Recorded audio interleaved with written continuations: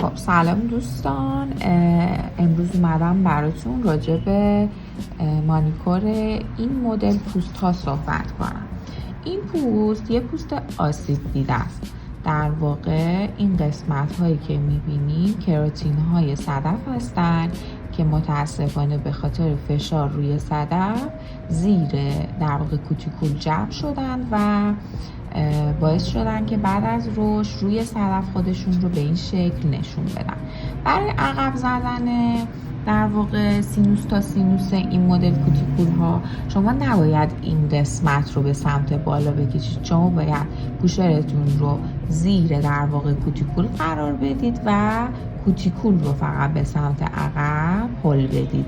بعد از هل دادن میتونید این قسمت رو به این شکل حالت چرخشی باز بکنید. من اول یه طرف سینوس رو کامل باز میکنم. ببینید همینجوری که تو تصویر مشخصه کاملا قسمت رو باز میکنم. برای اینکه مطمئن شم این قسمت باز شده یک دور پوشرم رو زیر کوتیکول میکشم.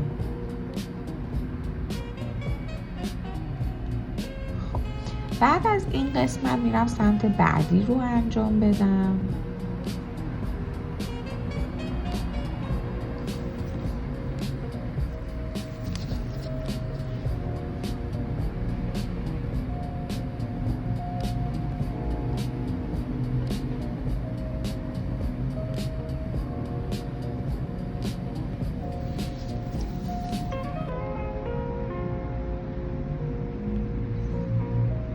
این سمت رو اول عقب میزنم، حالا به صورت چرخشی بازش میکنم.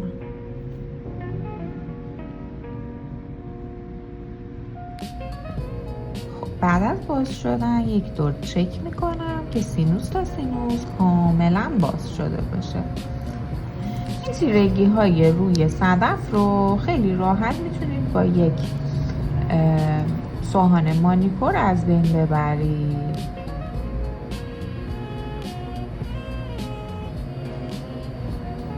اوکی، بریم بر مراحل بعد.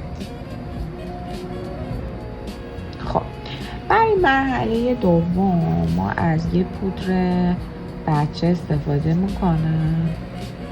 از پودر تالک هم میتونید تو این قسمت استفاده کنید.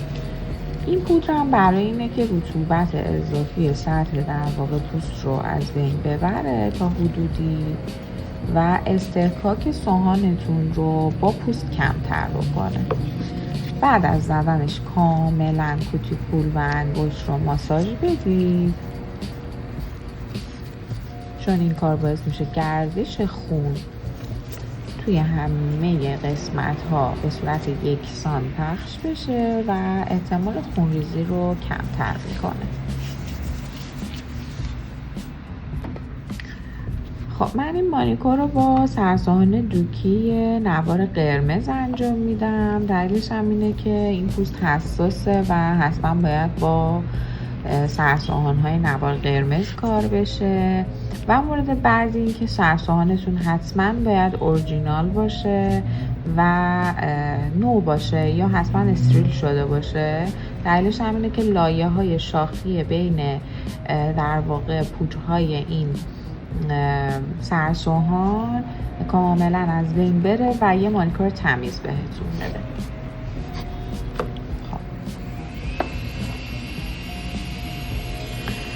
دور دستگاهتون روی 10 یا 12 هزار باید باشه. کاملا دست رو میچرخونید به یک سمت و زاویه سوهانتون باید به این صورت باشه.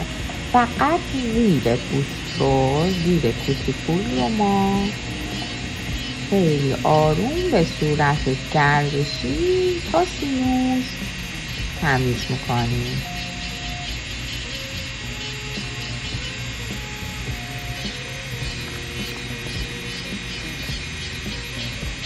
حواستون باشه که فشار باید به سمت پوست باشه.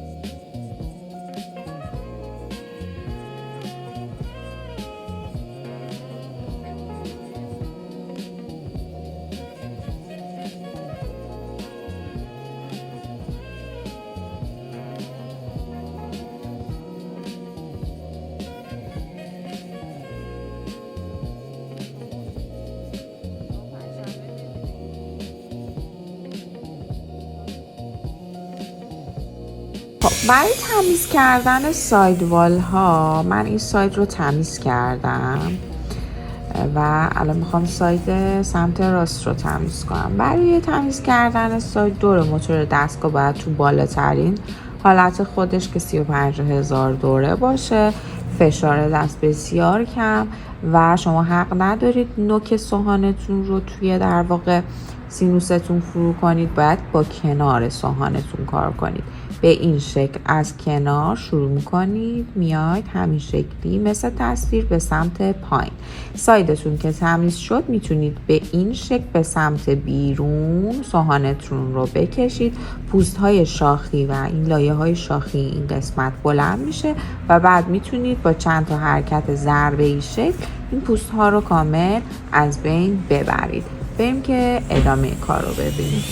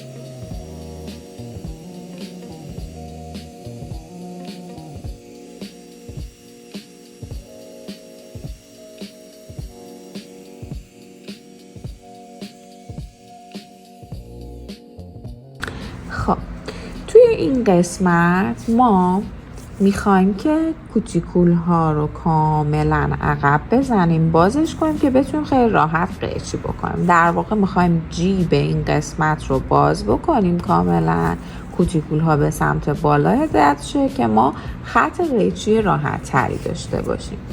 الان دستگاه من روی چپگرده و من به همین سمت شروع میکنم سوهان کشید. در واقع دور دستگاه من روی 10 یا 10,000 باید باشه. سرعت دستگاه هرچی کمتر بهتر.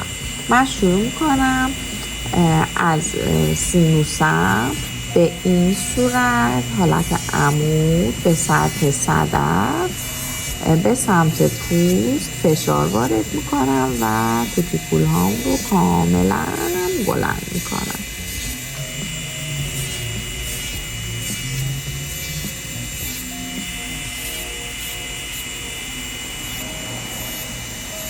و حواستون باشه فشار روی صدف نداشته باشید.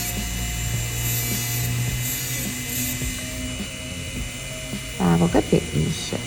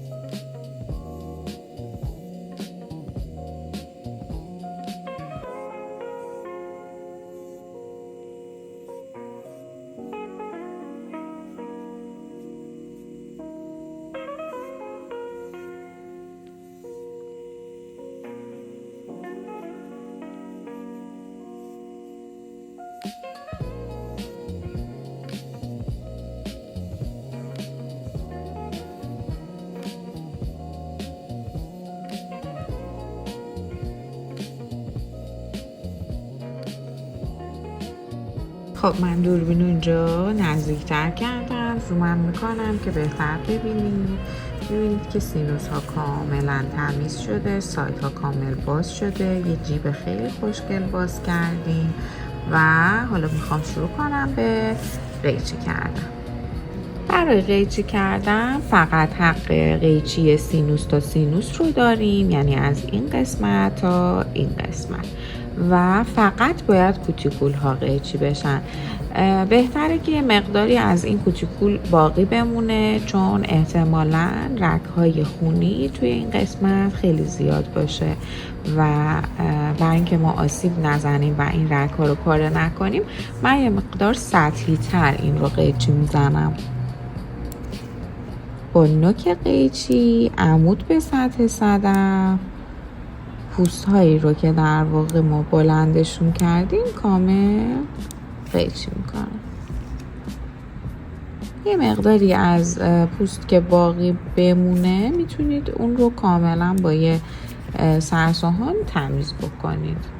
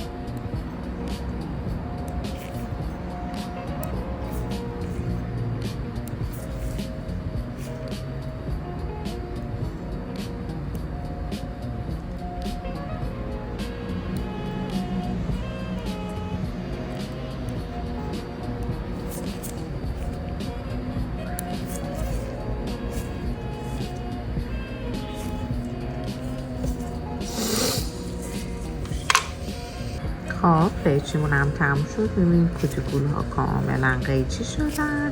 برای از بین بردن رد خط کوتیکول، خط قیچیتون میتونید با یه سرسانه میکروفونی روی این کار رو تمیز بکنید که من مراحلش رو میرم و شما میتونید مشاهده کنید.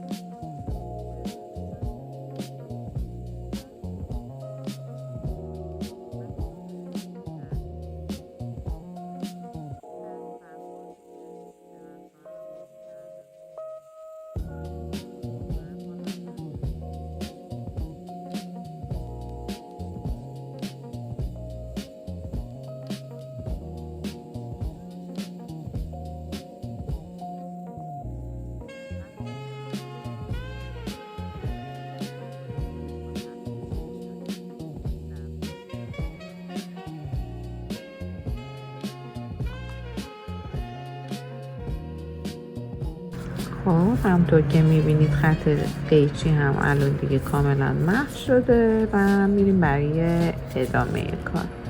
خب توی این مرحله با یه دستمال مرطوبی که فاقد الکل، رنگ، روغن، پارابن و از این نوع مواد هست میایم کل دست و سطح ناخن‌ها رو کامل تمیز و پاک میکنیم.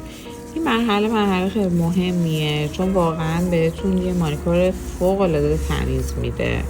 بعد اینکه دست رو کامل پاک کردید حالا نوبت اینه که زیر سینوس ها رو به خوبی پاک کنید. من دستمالم رو تا میکنم، دولایش میکنم، یه دونه پوشه توی این قسمت قرار میدم و به این شکل دستمالم رو میپیچم دور پوشه که یه همچین شکلی به من بده. حالا با نوک این قسمت پوشرم که کاملا خیسه و مرطوبه میتونم کامل این زیر کوتیکول ها رو از اون خاک هایی که در واقع رفته زیرش تمیز کنم.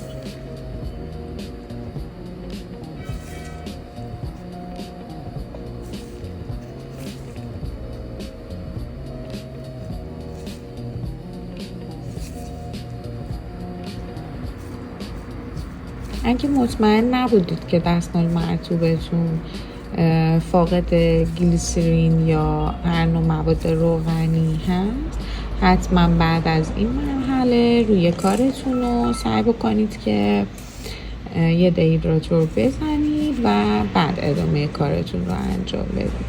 یا اگر قراره فقط همین قسمت مانیکور رو اجرا کرده باشید دیگه نیازی نیستش که بخواید سطح صدف رو خشک بکنید و از روغن در واقع پاکش کنید. تو همین مرحله میتونید کارتون رو تموم کنید. البته اگه روغن در واقع درمانی بزنید هم بهتره، یا کرم های ترمیم کننده کوتیکول هم میتونید استفاده کنید.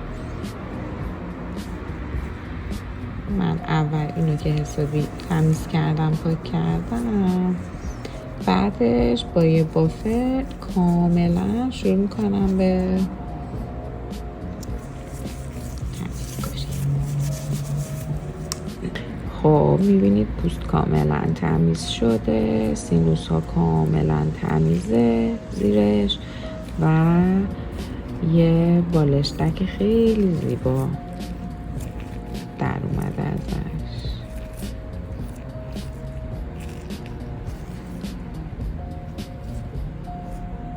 اینم از پایان کار، بسیار زیبا، تمیز و بدون هیچ مشکلی. اگر از این ویدیو خوشتون اومده یادتون نره کانال من رو سابسکرایب کنید.